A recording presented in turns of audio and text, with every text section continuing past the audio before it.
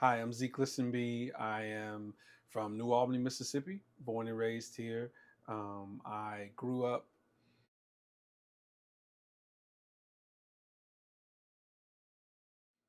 well, I was born, the first house we lived in was on the north side here. And then we moved from there to Albany Acres.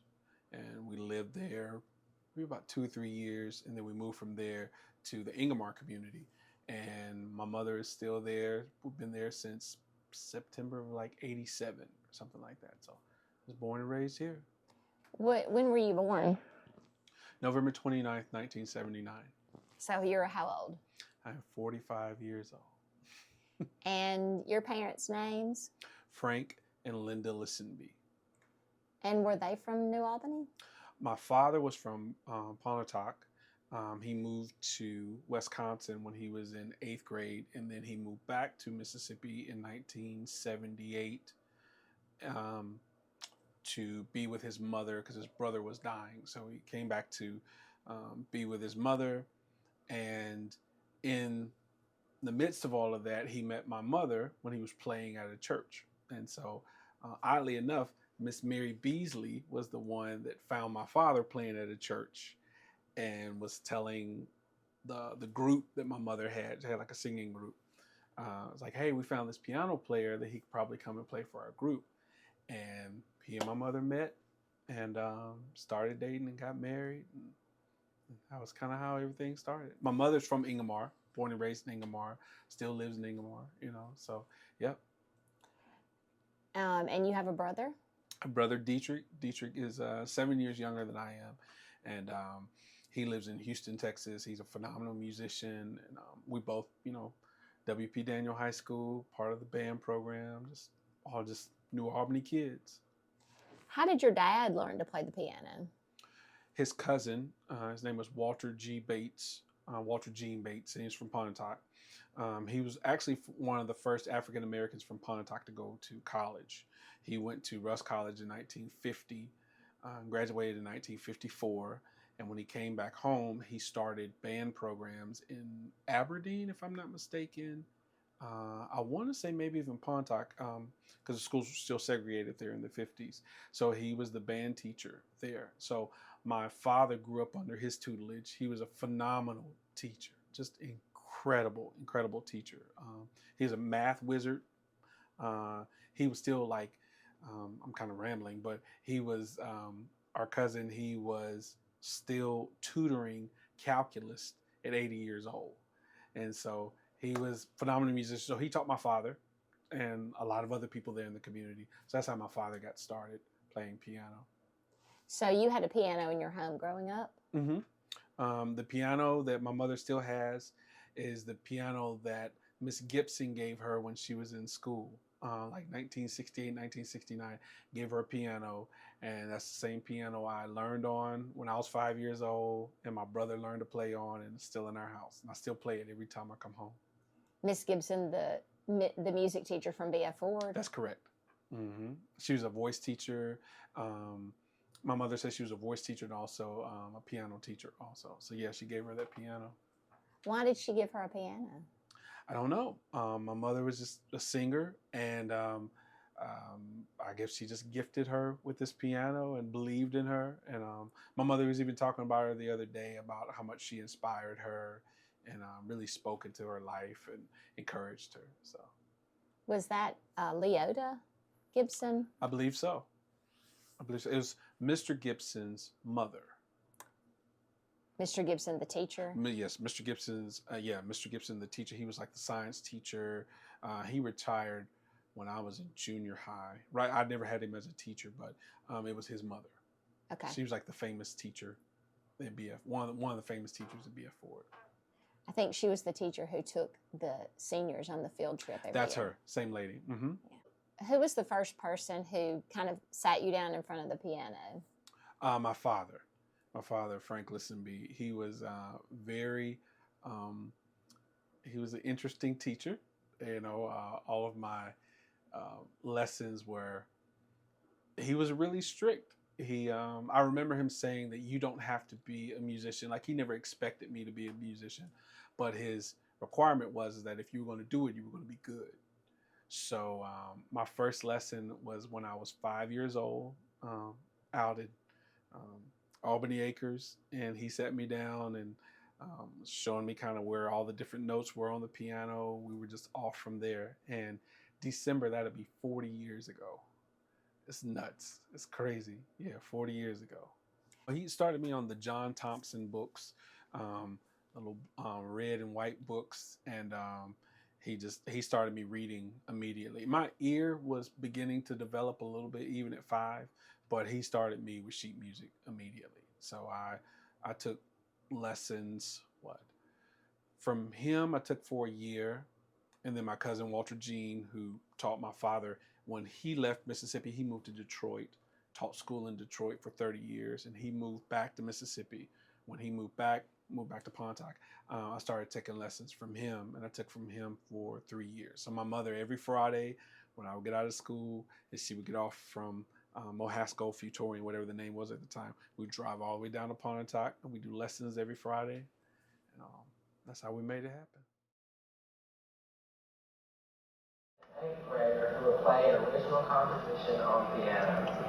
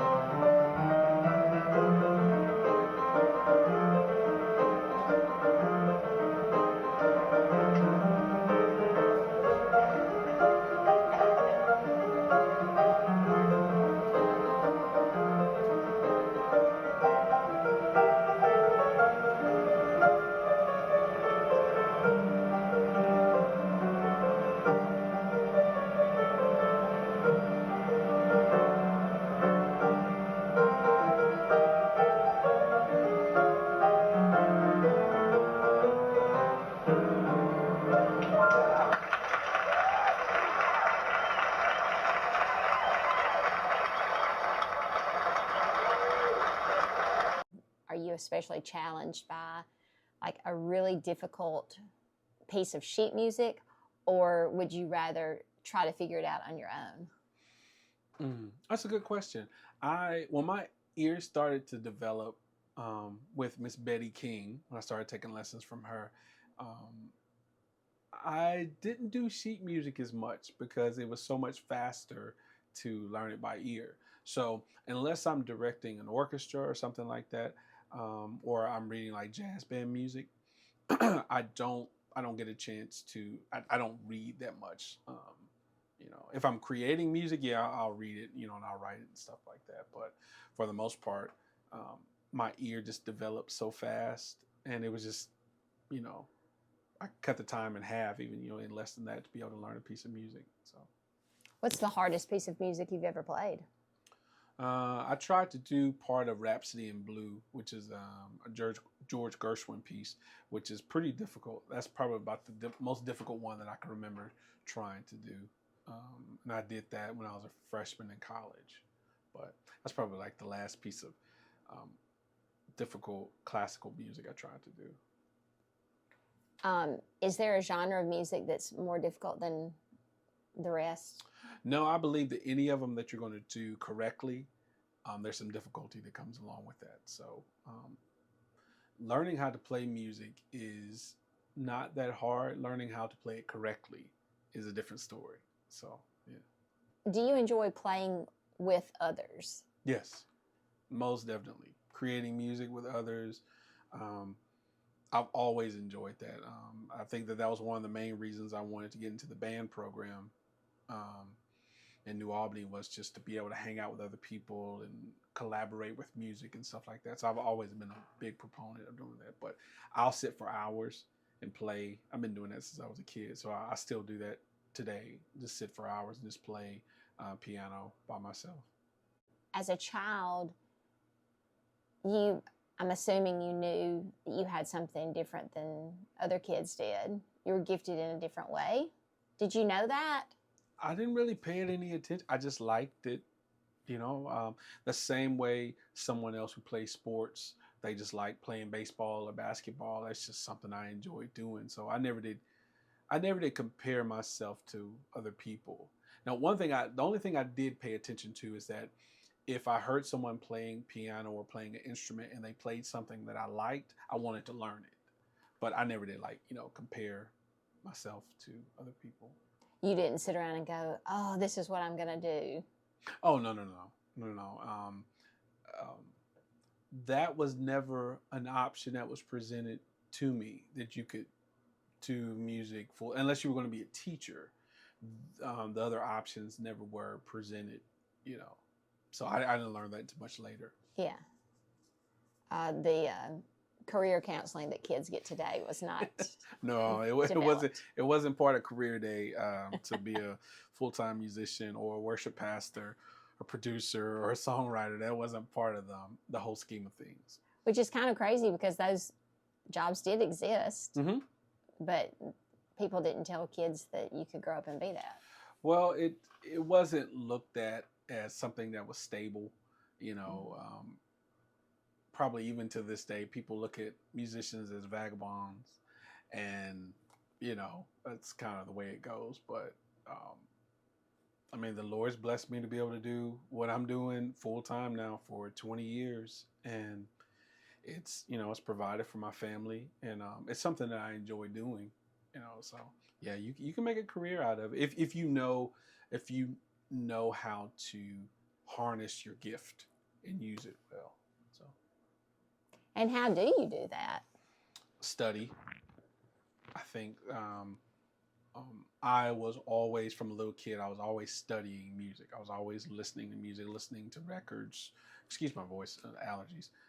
But studying music, always trying to figure out what was next, what was new, the things that other people were creating and doing. I'm like, how did they do that? How did they come up with that? My biggest influence was my father. He was going back a little bit when they would have piano recitals when he was 8, 9 years old. My cousin told me that he would save my father to be the last performer because he was kind of like a little showstopper. And the story that was told to me is that he'd have 20 students and they would all get up and do their thing, and my dad would be at the end of the pew sleep, and then he'd have to wake him up and get him to go up there and to do his thing. So my biggest influence was my father. My mother is an incredible singer, but my father, the older I got, I didn't realize how much music he really knew. Like, he was a very studied musician.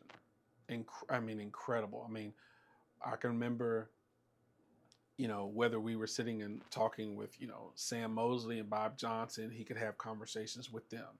We would talk about R&B music, or, like Luther Vandross or something like that, and he could tell me exactly what they were doing, how they were doing things.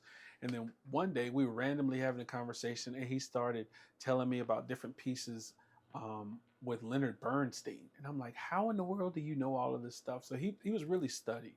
He really was. And so he's my greatest influence. It showed me a lot, and my pursuit of music was given to me by him. Constantly study, get better, you know. When you remember back, like if you could like close your eyes and hear him playing, what would you be, what's the first thing that you think of that he would be playing? Oh wow. I think the greatest memory of hearing him play would be either playing in church, or playing hymns or gospel songs or something like that. But he was a great entertainer, meaning that when my cousins and all would come over, we'd have house parties, be 30, 40 people there, and he would get on the piano and start playing and singing, and he would shut the whole party down. So I used to love watching him do that because he could just command a room. He just had great command and control of a room whenever he was playing and singing. So with him, it was like you wanted to sit and watch him sing. It wasn't kind of like a sing along thing. Like you were kind of in awe to watch him do what he did.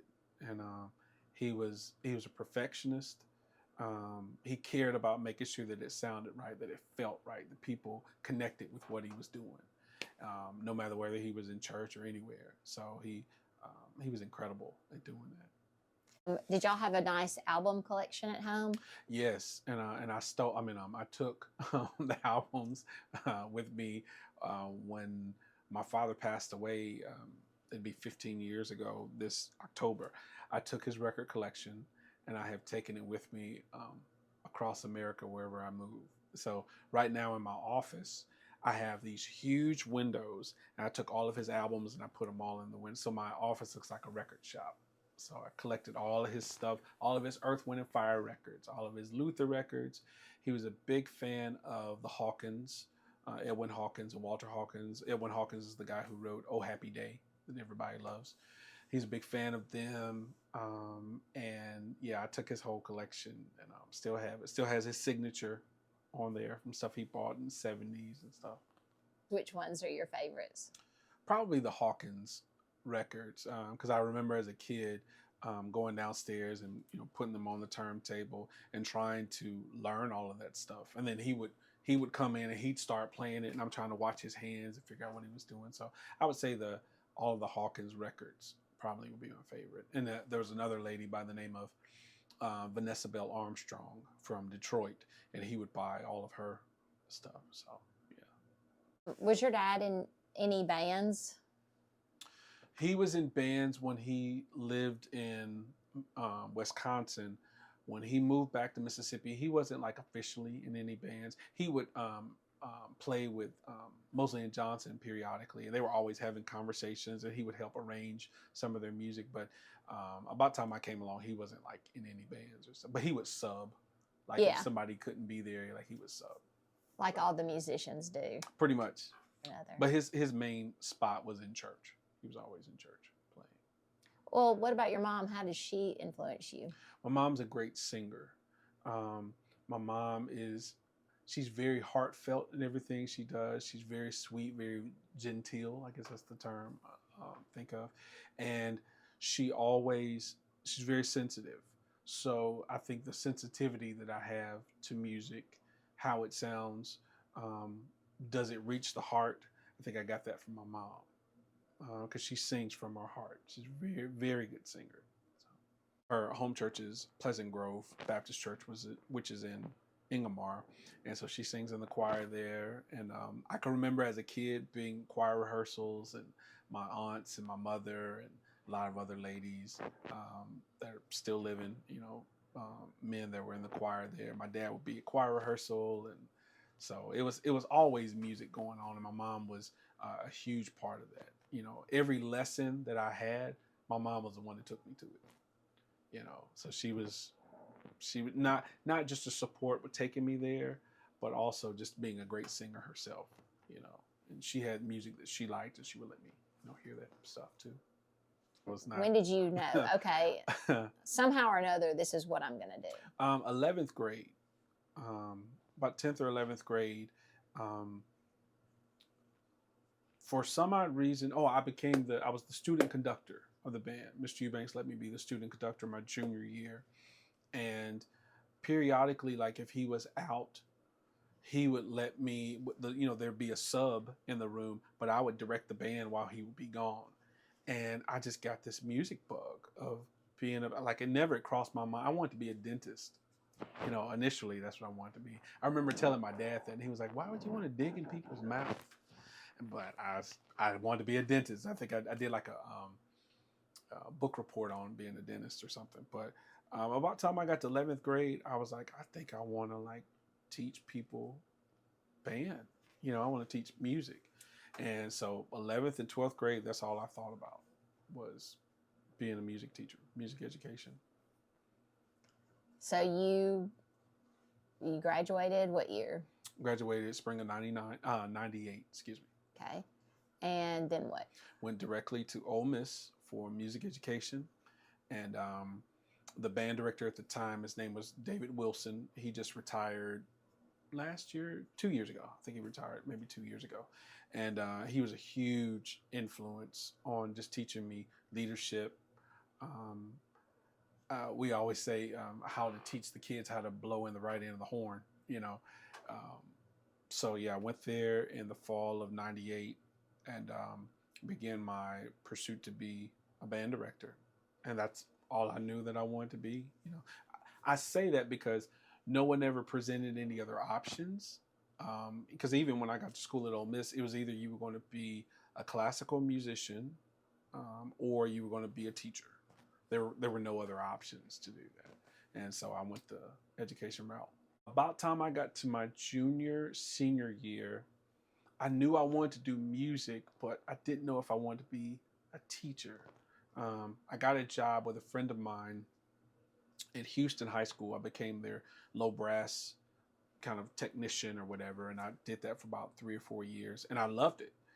But the passion that I had to be a teacher, it was gone.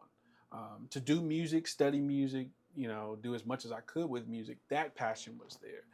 But to be a teacher, I don't know, it gone away, and it was interesting because a lot of the people I had been in school with while I was there at Ole Miss, they were pursuing their careers being teachers, and it's like I was just kind of sent on this other path, and we just kind of went separate ways, and I continued to pursue music as far as music education was concerned, but the passion just wasn't there anymore. And I left Ole Miss and I went to Delta State University, and while I was there, I met the choral instructor there. His name was Dr. Richard Waters, and he was just an incredible teacher. I never was part. I was part of the chorus program at New Albany with Miss Harmon, but just never vocally. I'm not a singer. Like that just never crossed my mind. But one of the instructors said, "Why don't you join the chorale there?" And I'm like, "Why?" He was like, "Well, it pays money." I'm like, "Oh yeah, I will be there." So showed up, and Dr. Waters was this incredible teacher, and so I fell in love with choral conducting. So I started doing that, and while in the midst of doing all of that, Val Ross asked me to do something for the Ole Miss Black History program. This would have been like February of '05.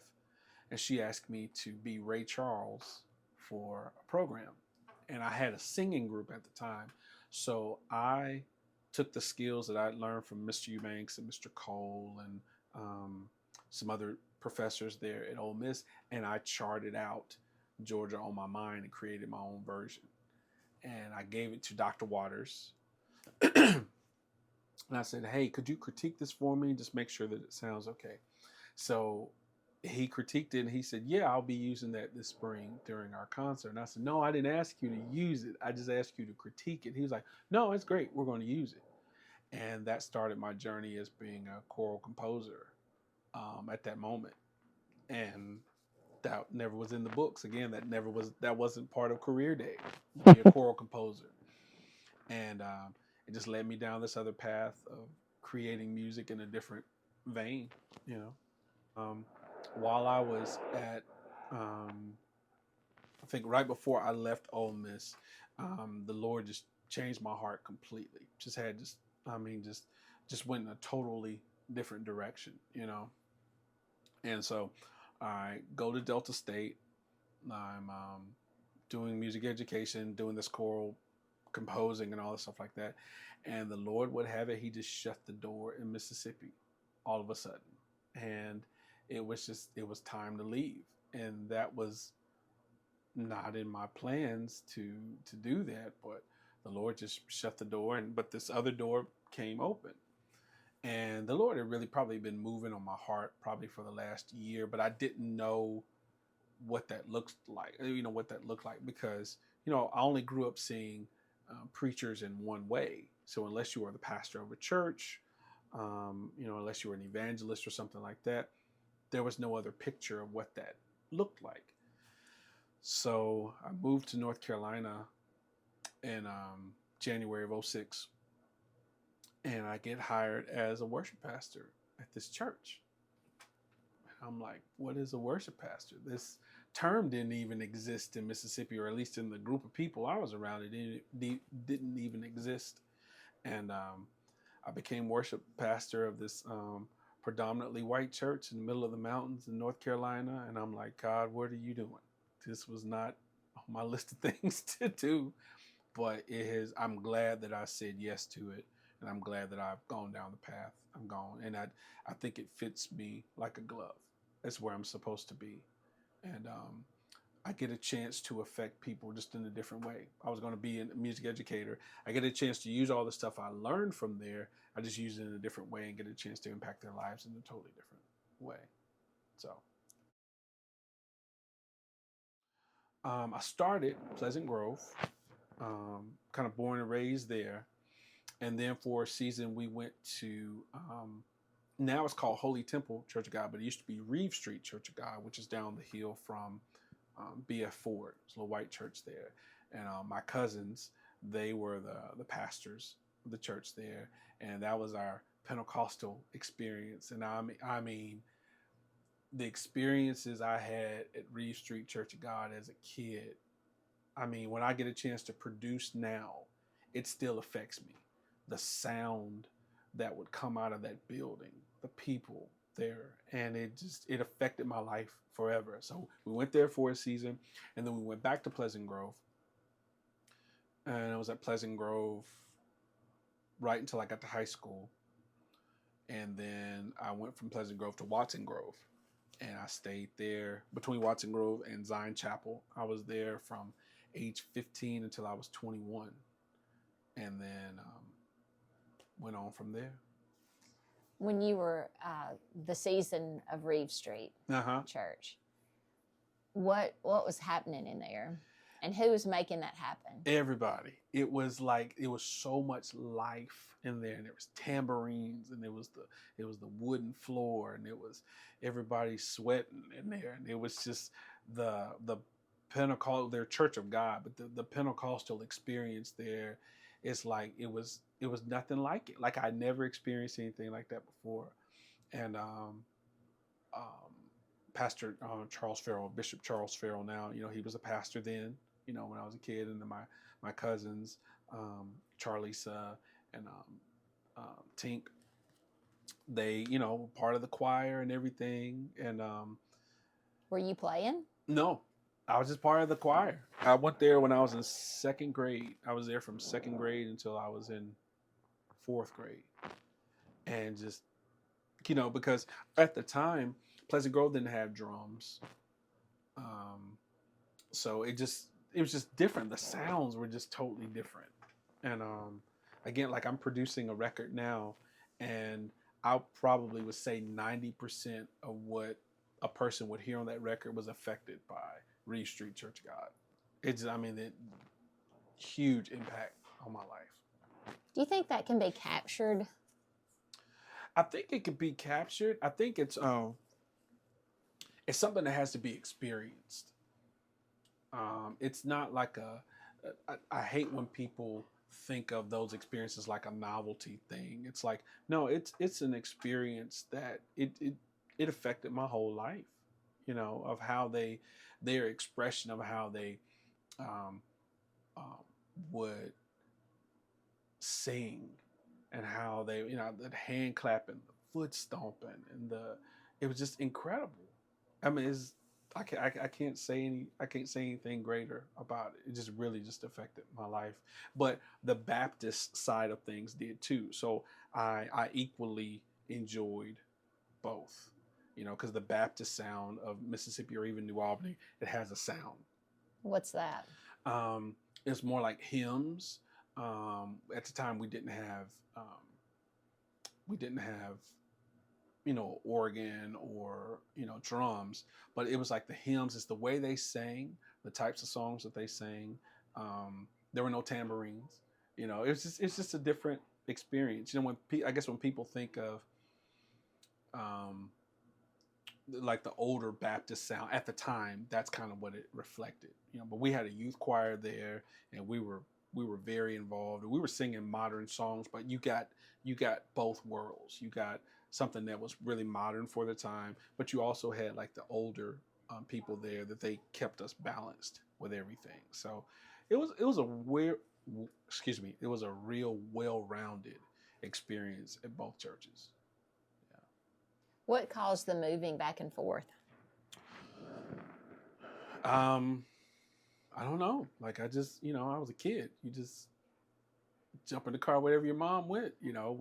I had only known Pleasant Grove up until I got to second grade, and then when we moved to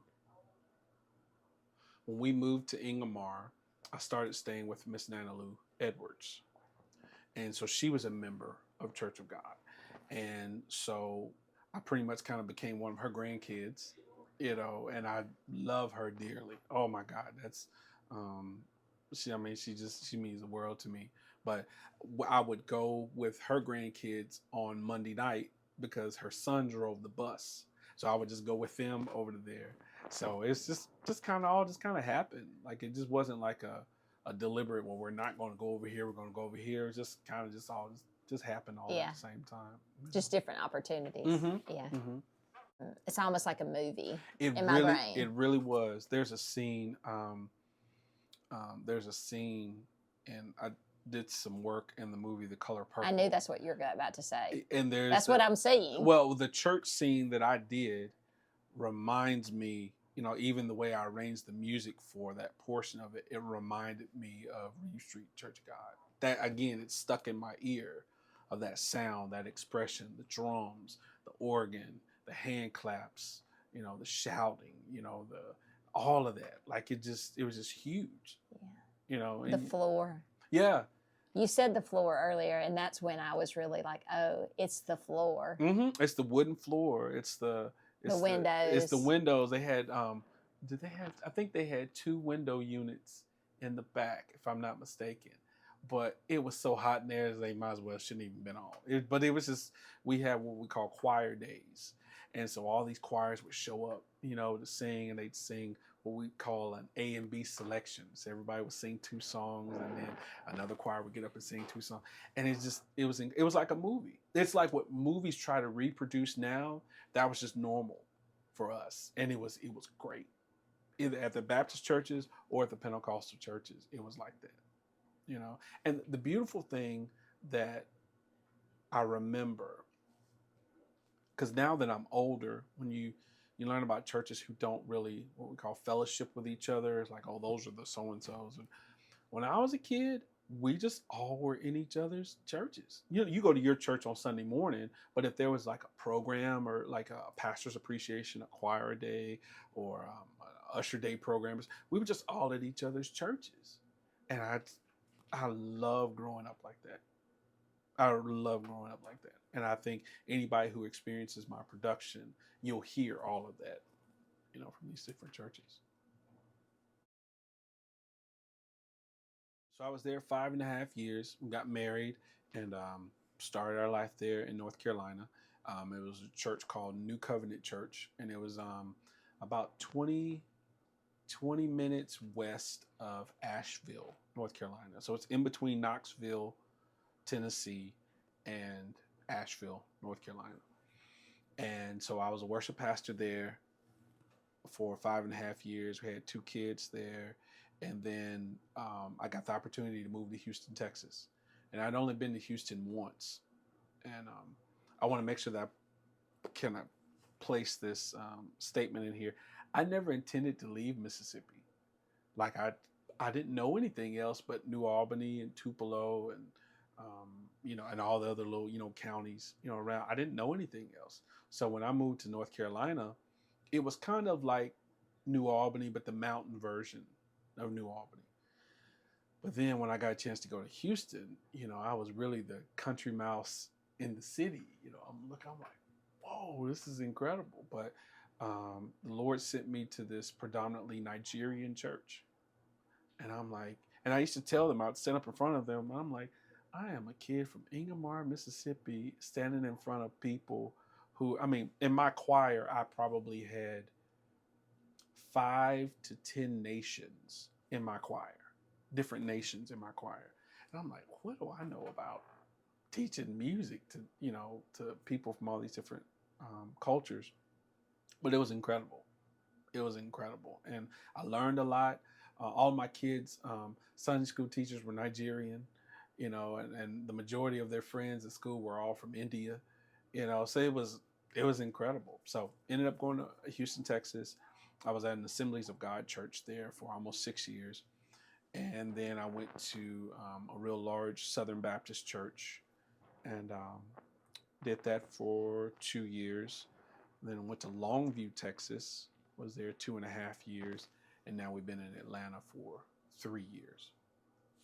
So all the moving of churches as a child really prepared you for this.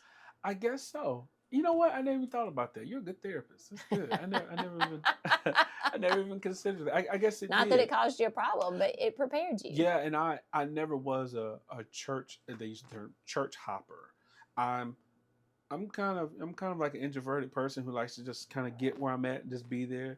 But the Lord has just had different plans and just moved me on to other places. And every place has been something better, and it's been something that I could contribute and I could be a blessing to them, and they were a blessing to my family and I.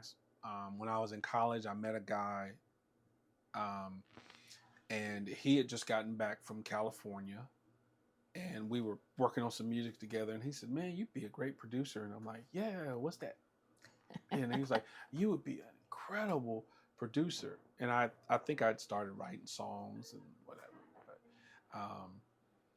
I started when I got to North Carolina.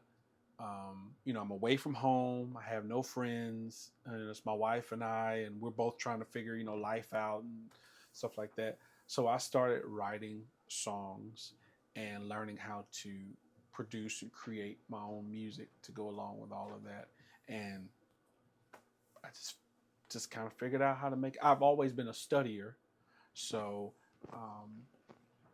the thought process I had when I was learning how to be a producer is nobody's ever going to hear this anyway. So I might as well do what I want to do.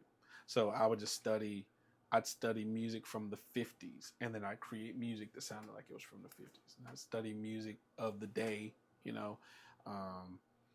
of whatever, time it was, 2009, 10 or whatever. And then I try to produce music, like that. And just kind of been going on from there. I still don't think I know what I'm doing, but people keep calling me to do stuff, and just kind of just keep going from there. What are you working on right now? I'm working with a gentleman, Maestro Ron Carter. Ron Carter is the most recorded bass player in Guinness Book World Records in American history. He got his start in the 50s with Miles Davis, and some of his notable things he did, he was the bass player on Killing Me Softly with Roberta Flack. Her 2 records that she won Record of the Year 2 years in a row, he was the bass player on there. He is 88 years old, and he told his record company that he wanted to do a gospel record. And his record company, Blue Note, called Motown and got in touch with an artist that I've been working with for the last 10, 15 years, Ricky Dillard, and said, "We want to do this record." And Ricky called me and said, "I want you to produce it with me." And I was like, "Sure."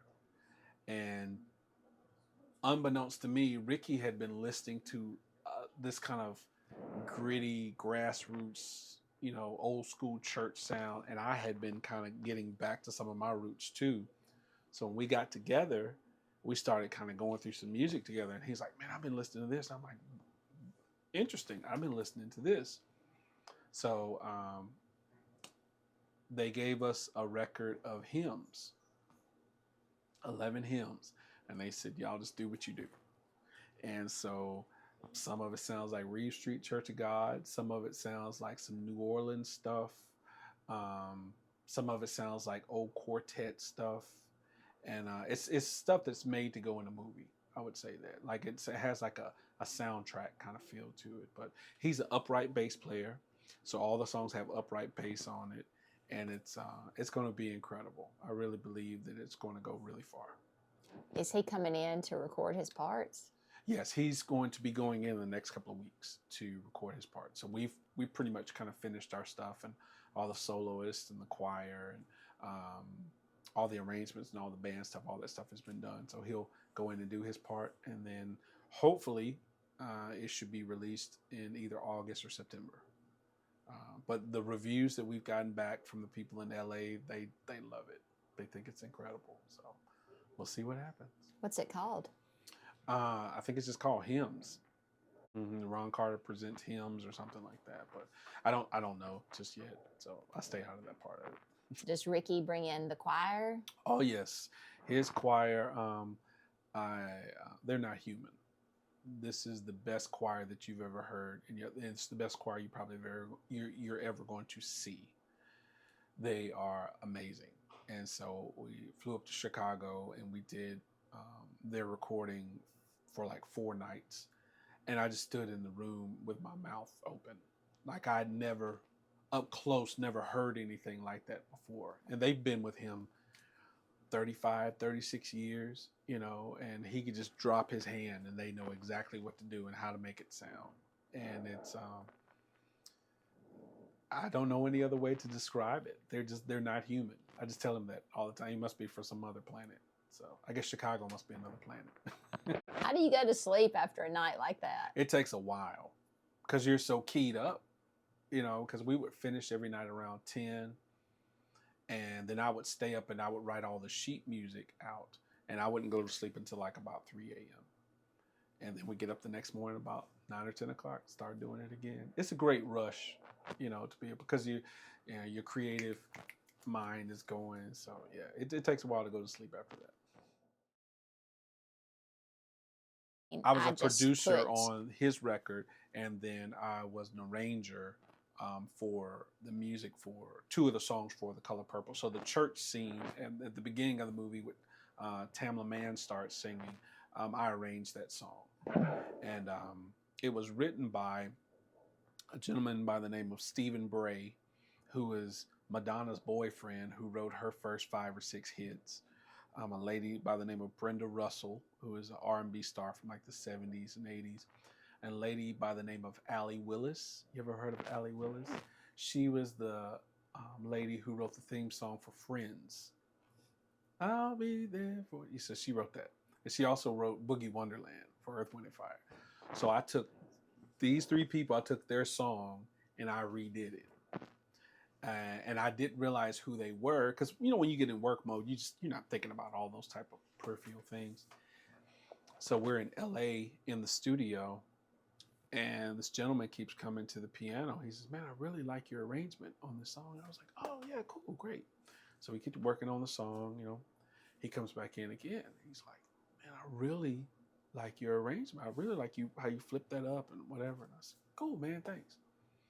So the 3rd time he comes back, I'm like, "What do you want?" Thank you. All right. So we get finished. Everybody claps. We get finished with the session. And I go use the restroom, and I go around the corner. This is another interesting piece of information. I go around the corner, and I see all these records on the wall. The first record I see is Thriller. This is the same studio where they had recorded Thriller, the movie Beaches with Bette Midler and Barbara Hershey, I think. They had done the soundtrack to that there. Michael Jackson did his last record there. So I'm like, I'm freaking out that that's the room that I was just working in. And Ray Charles had recorded there, Frank Sinatra, and all these people. So I go back, and I'm sitting in the room, and I think it just hits me all of a sudden that I'm in this room with all of these people doing this incredible, music. So, but I was very excited to know that Stephen Bray enjoyed what I did with his music. That was him? Mm-hmm. I was redoing his music. So that was pretty cool. You just didn't know who he was. I had no clue who he was. So, yeah. There's so many famous people who don't have famous faces. Mm-hmm. Mm-hmm. And they don't have the famous, I don't know, the glow, but they're phenomenal at what they do. And he's one of those people. Yeah. He has plenty of hits. he's living pretty well off of Madonna's first 5 hits, I'm pretty sure. I'm sure. Yeah. No, never met Oprah. The director of the movie, his name, I forgot his name, but he was the director that was picked by Oprah and Quincy Jones, and I think Steven Spielberg also kind of gave him the thumbs up. He called me and he said, "Man, I love what you did in this one part. I need you to change this one little thing." And I was like, "Oh yeah, great," you know. So he was the only kind of famous one that I got a chance to, to meet. But it's just work. You Yeah. do work and you just move on to the next thing. For those of us here, it's exciting to just, say, well, Zeke worked on that movie. That's funny. That's funny. Well, it was fun. I don't treat doing music for the color purple any different than I treated getting ready for a choir day at Watson Grove. I had the same work ethic that I had at 14, 15 years old. And I really have a joy of serving people and bringing their vision or their whatever to life. So I've always enjoyed that. So whether it was playing behind a preacher who was real fiery and me playing behind, I mean, it's the same feeling I get doing that as I did working on the color purple. Is there a term for the music that's being played behind that fiery preacher? So if they're just talking like we're talking now, we just call it talk music. And there's certain settings on the organ that you would use, and we use the term flow. You flow along with them. So it's no different than you're basically a soundtrack, and wherever they go, you go. Yeah. And there's with the organ, when you're pulling out what we call drawbars, we call that switching gears. So when the pastor kind of goes away, you switch gears and you go there with him, and if he comes back down, you push it back in and you just stay with him. So it's an art form. I don't think most people think of it like that. I think probably most Christians will be horrified if you use the term art form, but it really is. There's a way to do it, just like as there is anything else. And you can tell the people who've spent time learning how to do that and the people who are terrible. Yeah. So you can tell it pretty. It doesn't change a service. I wouldn't say that, but it does. It just it could be a great part to the service. It's not the service itself, but it's like the soundtrack. So I guess I've always been doing soundtrack stuff. I didn't even think about it. I've been doing it. It's a way of serving the person who is up there. I think the people who do it and they want to be seen, I don't care anything for that. But if you want to be a part of the service to help the service move along, I do like that. It's not needed, but it is. I go back to the term. It's an art form, to be done. And there's the Pentecostal way of doing it. And there's a Baptist way of doing it. There's kind of a Methodist way of doing it. There's a charismatic way of doing it. And you can always tell when a person plays. You can tell whether they're really sensitive to the moment. When you are the person providing that service, are you listening to the words or are you listening to the emotion? Both. You have to pay attention to both, and you don't want to get ahead of the person. So whatever they're saying, you just stay in tune, with them. Again, it's something that's not needed. And if it's done poorly, it's like, we'll just turn the organ off. Like, we just don't even want it. But when it's done correctly, it can be a blessing to people. That's about the only way I can describe it. Yeah. Music itself can be very analytical or very emotional. So as long as you don't get out in front of the person, I think it can be a blessing. Is there a song that brings you to tears? Any song that's just done well.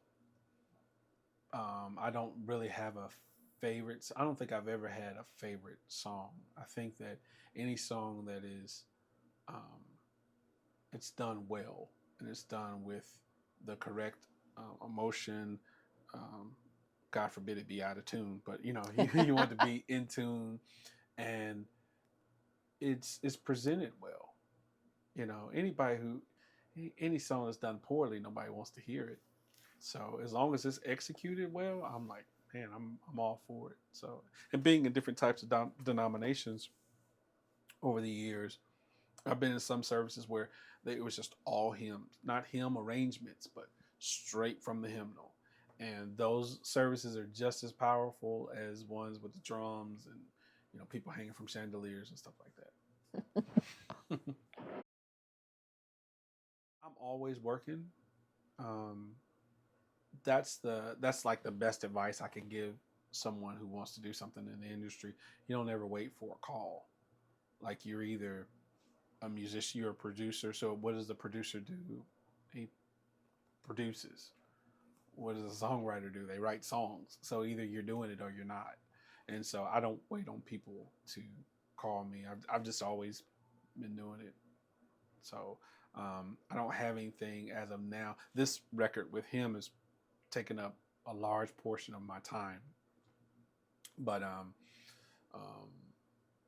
I'm looking forward to doing I got a couple other things coming down the pike, but at right now I'm just trying to make sure that this is done well and put a bow on this and get finished with this. My two ninth graders are both in their top band wind ensemble at their high school, and their band program is amazing, amazing. So they they're playing like college level stuff in their high school band all the time, and so one's a French with my middle daughter, um, Zakia. She's a French horn player, and my son's a drummer, and then my seventh grader is a saxophone player. So so they're all involved in band and enjoy music. My baby girl, the saxophone player, I call her a theater queen. So she loves, I have to listen to soundtracks of Wicked and Wicked and Wicked all the time. So. A lot of singing, a lot of dancing. A lot of singing, a lot of dancing. But I love it. I love to see them express themselves and find out what they like. I never try to push them in an area. They just find stuff that they like and they gravitate to. Thank you for the opportunity to speak. I love New Albany, Mississippi. I think that, when I'm the studio that I was in New York 2 months ago working, I'm standing there and I'm going, I'm from Inglemoor, Mississippi, and I am in this studio working with whoever. I always tell the story of um, when I was in ACDA, which is the American Choral Directors Association. I had a piece that was presented world premiere in Minneapolis, and then it was also presented at Texas Music Educators Association, TMEA. And I'm standing on stage and we're closing out the concert and people are standing up and there's this standing ovation. I'm like, I learned this in New Albany, Mississippi. And so New Albany is very dear to me. It's home. I love the people here. I take my experiences from a kid and I use them everywhere I go. So I love New Albany. I think anybody who lives here is blessed to live here. You remember people's kindness. And I choose to remember people's kindness more than I choose to remember because there were some ugly days too, but I choose to remember people's kindness. And I knew something was special when a teacher would say something or they give me an opportunity to do something. Like I knew at that moment, even I may have been 13 or 14 or even 3 or 4 years old. And I remember it being special. And I remember thinking, I want to make good with this opportunity. Whatever opportunity they gave me, I want to make good with it. So I'm very appreciative. Just very appreciative of that. I listen to my friends who are from New York and Chicago and other places.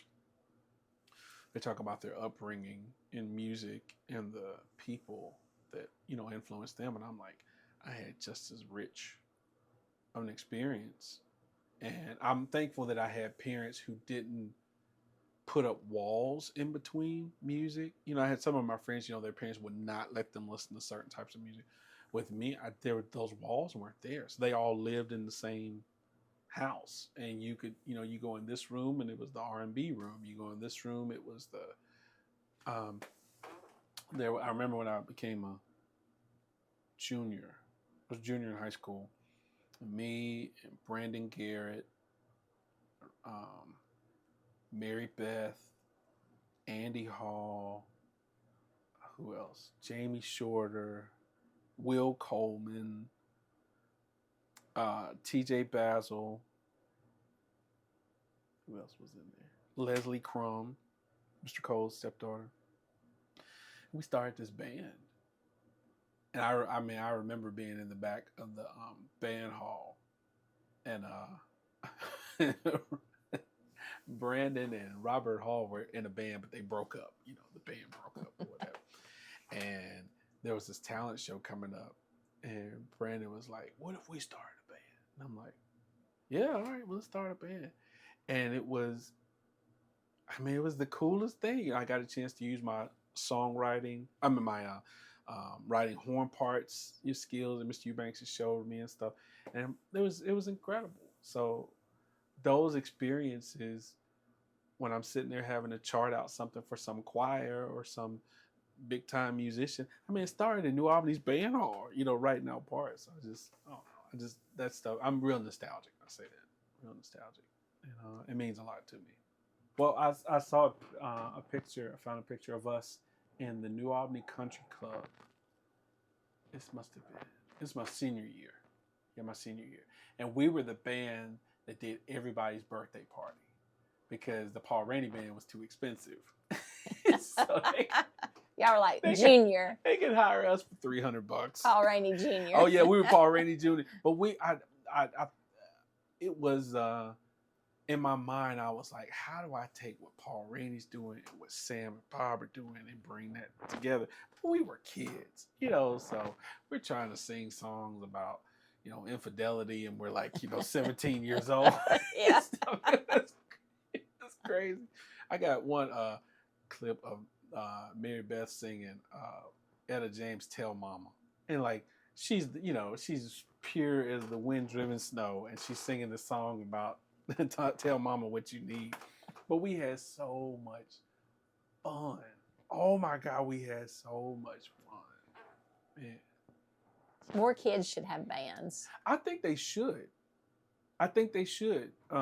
Now, they could be a million times better than we were, you know, because we didn't have, you know, the internet or any of that type of stuff. We would pile up in a room about this big with 13 of us and music stands, and Brandon had this drum set that had like 12 toms on it. You know, I thought he played for Foreigner or something. And we pile up in that room, and Joel Hodges was in the band too. And man, we just had a great time. And I think we have memories that last us, you know, forever. This stuff.